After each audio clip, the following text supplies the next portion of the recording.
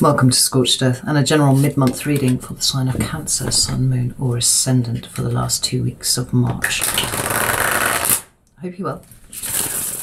We are, rather intriguingly, using the Night Sun Tarot for you today. It's quite a dense spiritual deck, so it tells me that there's some sort of spiritual shift going on with you at the moment, Cancer, which is, well, let's see. It's always a good thing, but it's not necessarily a comfortable thing. So, these are structured slightly differently to the main monthly readings. For the mid-months, what I do is I pull 3 cards for your current energy, and then I will pull 3 cards to see what that energy is trying to teach you, right? Sometimes it's not trying to teach you anything, but sometimes it's trying to lay a foundation for something new that's coming in. Either way, I have found over the years that being able to detach from something and see what lesson is being taught to me here helps me navigate that energy better than if I get lost in a swirling maelstrom of, like, you know, oh God, everything's going wrong, that sort of thing. Okay. So if, oh yeah, and then I will pull 3 cards of advice. So if that doesn't make sense, just bear with me, because I'm sure it will do by the end of the reading. So there you are at the bottom of the deck, Queen of Cups. Can I have 3 cards for Cancer's current energy, please? Whoa. So we have the first 2. We have the 7 of Cups, and we have the Sun. That's beautiful.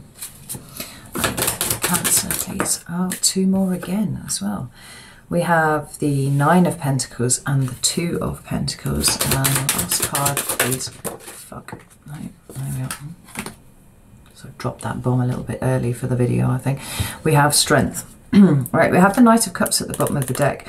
Just as I felt, we have got an opportunity for growth here, but it doesn't feel nearly as uncomfortable as I was anticipating. I often, I've just done Aries reading and there was some Tower energy in there, and that was quite uncomfortable. This is a similar sort of change and shift that I feel going on here, but the discomfort is minimal, which is nice to see. So the first cards that you've got are the 7 of Cups and the Sun. Now, the 7 of Cups is a card that often talks about emotional confusion. Sometimes it talks about emotional illusion, right? But other times it can just talk about having lots and lots of options, you know? And this has its seat somewhere in your emotions for sure, because it is a Cups card. But it feels a little bit like the scales falling from your eyes, Cancer. I can't really describe it any other way from what I'm seeing here. You know, we know that the cards all, you know, shift and change in their depiction depending on which deck you're using, and sometimes the 7 of Cups shows someone who is silhouetted. You know, they're literally in the dark and kind of dazzled by everything that is on show inside the cups. This one, all of these cups are within easy reach of you, and he's sort of in a position of just accepting it all. And in some ways it feels like there's an acceptance that you are on some level a complicated creature. Emotions run deep with you, but it feels like there's an understanding coming, right? And more than that, an acceptance coming, because there's nothing wrong with you, which is what I've just heard. Like, there's nothing wrong with you. You operate on a level that is deeper than some of the people that you have spent your time around, and you've always felt, I don't know where this is coming from, but I'm just going to go, you've always felt like a bit of a complicated mess compared to other people, because, you know, you're prone to overthinking about things, and sometimes you retreat and you know, think too much about stuff. Like, it just feels like the scales are falling from your eyes and everything is becoming very, very clear, you know. I had a friend once, Aquarius, that I was doing my masters with, and she used to just drop these nuggets of information every now and again, just pearls of wisdom. And she said one day, before deciding that one is depressed, one should make sure that you're not surrounded by assholes. And do you know what? It's coming into my head because there's shades of this going on here, right? It might not necessarily be that you are surrounded by assholes, but you're certainly surrounded by people who do not operate to the depth that you can. And the comparison with them has been one of the things that has really done you over the years. The beautiful thing is, with this, Right, we've got this card of Leo here, the Sun. This is the most positive card in the deck.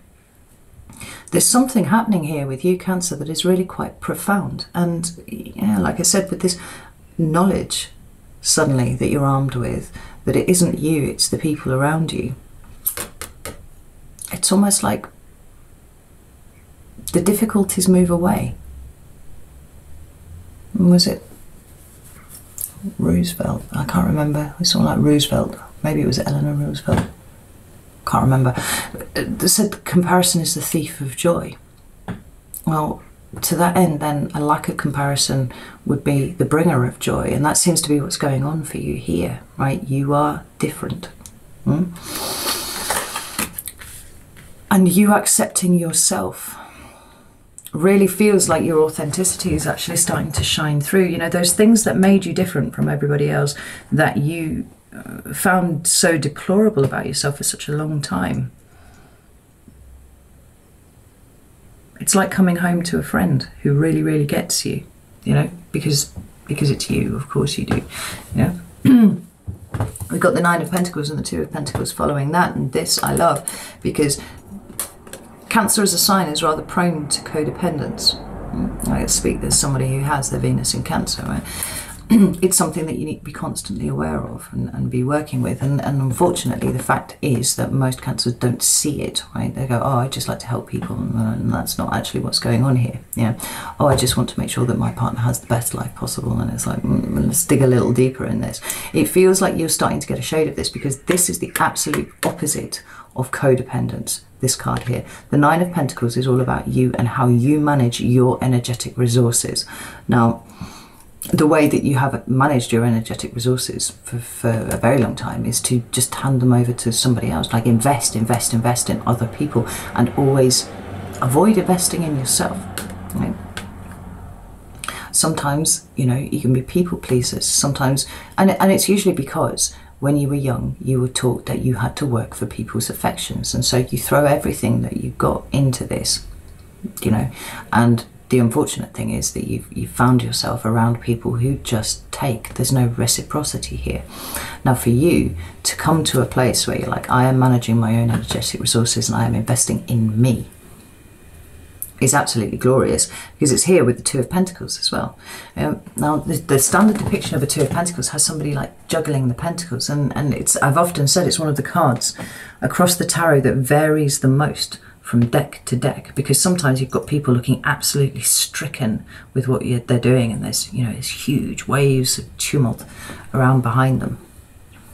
Okay. A lot of emotional volatility associated with trying to keep all of these balls up in the air. Other ones are pulling like incredible gymnastic feats and look really quite impressed with themselves that they're doing this. This is something simpler. This is something much more grounded, actually, for you, because those Two Pentacles are just on the floor, right? And rather than trying to juggle really hard and keep them up in the air, it's like, how about I use these to stabilize myself? That's amazing. I love this for you so much, Cancer. I can't even begin to tell you. And then the final card in your energy is Strength. Now, this is proper strength, you know, not necessarily fighting lions, although, to be fair, this woman looks like she could. It's about growth. It's about remaining strong when things around you could make you hard, you know, remaining soft when those things could make you hard, and then in turn cause you to injure other people with your projections and stuff like that. I see all of that not being present for you here. This is a jump, this is a leap. Do you remember I said right at the beginning of the reading, even the fact that I was using the night sun told me that there was something quite profound going on with you here. That is exactly what's happening. And the discomfort is not here, because this is not an uncomfortable change. This feels like coming home to yourself, and it's, I love it. I absolutely love it. Right, let's have a look at the lesson here, although I think we're finding it. How about the, whoa. So we have the Ten of Pentacles and we have the Moon, but the Moon is in reverse. The Moon is the card of Cancer, so that's you. Right, one more. We have the Five of Swords and two there. That's amazing. We've got the Five of Cups and the Nine of Cups. So we have the Six of Swords at the bottom of the deck. That is picking up your shit and going home, right? That's how that feels, Cancer. No longer will you be, you know, subject to other people's whims and, you know, bad attitudes and, you know, all that sort of thing. You're moving away from the burden. You see how we got the 10 of Wands there behind it, right? Your life has been very, very difficult, and people don't appreciate that about you. They don't appreciate how much of yourself you have put into your personal relationships around you, because it's important to you that these people are okay. But the people that you have been doing that with are people who cannot and will not reciprocate on that same level. And I see you being like, I'm done with that, thank you very much. I'm going to put all of that effort into myself, and if there's a little bit left over and there is somebody who's worthy of it, then by all means come in and I'll vet you and see if I want to give you any of my spare emotion. But it's got to be earned. It's not just given, you know, voluntarily at the expense of my own.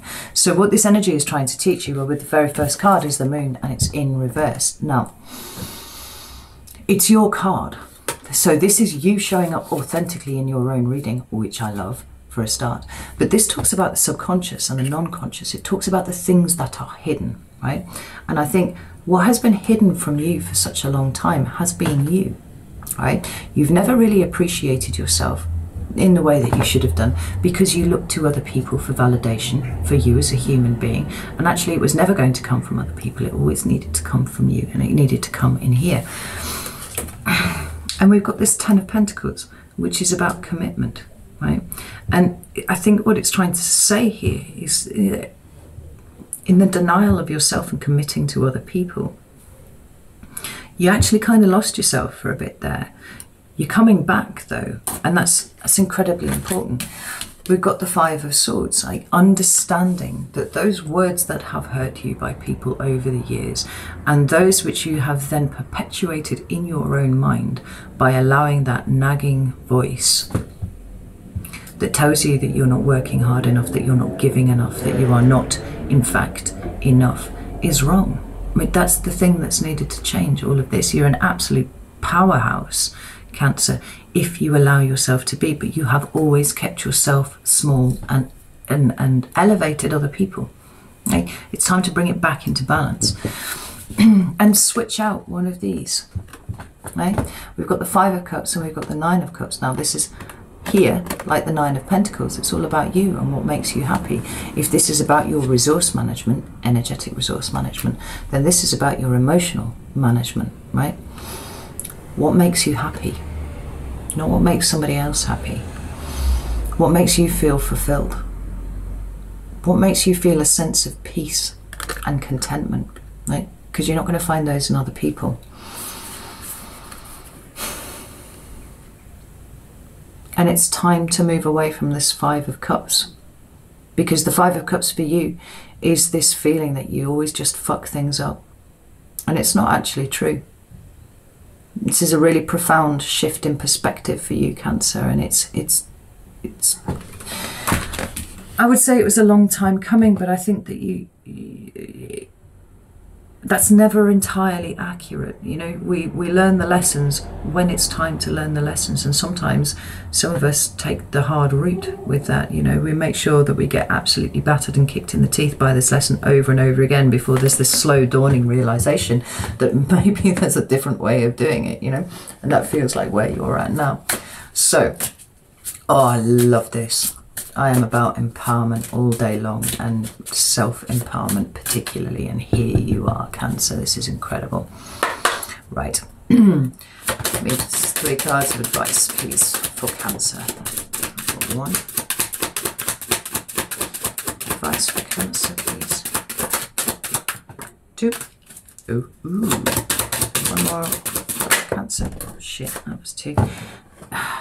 I'm going to have to bleep out that fuck right at the beginning of the video, because otherwise I'll get demonetized. That's how it rolls. Wow. We have the King of Pentacles at the bottom of the deck and the 10 of Cups. Like, The King of Pentacles is that protective, responsible energy that looks after everybody else, but it's also someone who plants a seed and then nurtures it and sits with it for a long time, because it's kind of like the King of delayed gratification, right? He knows that what he wants is going to be off there in the future, and he's got to put up with things being hard for a while, you know, or low level abundance, because in the end, what comes will be worth it. But it's here with the Ten of Cups. And actually, it feels a lot like the responsibility isn't all yours. And you've taken on so much of it for such a long time. There's a knowledge here that there's a knowledge here that it takes more than just one person to make a relationship. It takes more than one person to make collective emotional fulfillment. As the king doesn't work on his own, you know, he works in tandem with other people. And if you've been in any sort of situation, whether this is a romantic relationship or a work relationship or whatever, you know, a partnership, everybody has to do their bit. And you've been doing all of the donkey work for a very long time, and abandoning yourself in the process, and now that's starting to change. We've got the Eight of Wands here, we've got the Wheel of Fortune, and then we've got the King of Wands and the Fool, and I just love this for you. So the Eight of Wands, it means lots of things. It means, it talks about communication, it talks about, you know, an increase in momentum for me. But I think if we just look at the imagery here on this card, it says a lot. Each one of those wands is a step up here, and you are so close to exiting this dark hole that you've been in for such a long time. It's like, keep going, don't let anything, like, you know, shove you off your route at this point, because you are strong. You're so much stronger than you give yourself credit for, and you have got out of this dark pit all by yourself, and you need to remember that. Yeah. We have the Wheel of Fortune, and I really, really love this, because it's showing me that the lesson that you have learned here has consequences that you do not see yet. It's really interesting. I've never really stared at this card before, but we've got these like automatons who are kind of moving cogs, and they're all of different sizes, and they're all of different perceived levels of power, but everything that's going on is making this wheel turn here, right? This simple lesson that you have learned here, and the way that you're going to show up in the world as a result, is going to have consequences in the future which are very good for you. It's like the universe is responding because you turned one little cog. But what you don't realize is that you've turned a cog in a very big machine, and good things are on their way in, for sure. And the final two cards are the King of Wands and the Fool. Like, good God, that's a powerful combination. We've got a Leo card there with the King of Wands, but he is the active masculine expression of the fire element energy, right? It is all about living and doing and experiencing.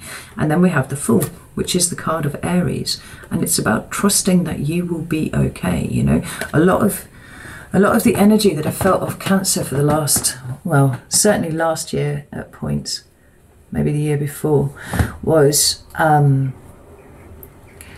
sort of catastrophizing quite a lot.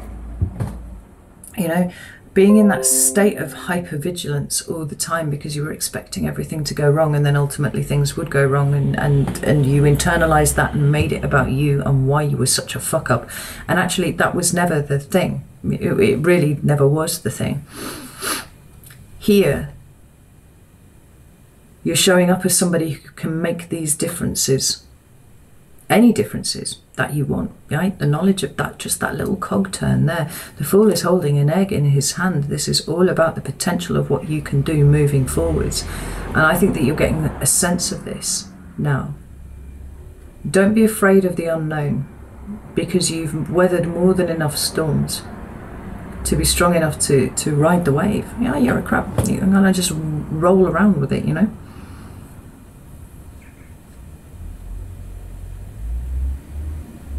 That's beautiful. I love this for you, Cancer, so very much. It's a big spiritual transformation, and it will have consequences. right, that you do not yet foresee, but that will work out very, very well for you, I'm absolutely certain. Right, this is what I had for you. I hope that this helped. It's the only intention I ever set when I'm doing these readings. So know that I love you all very, very much, and I will see you soon.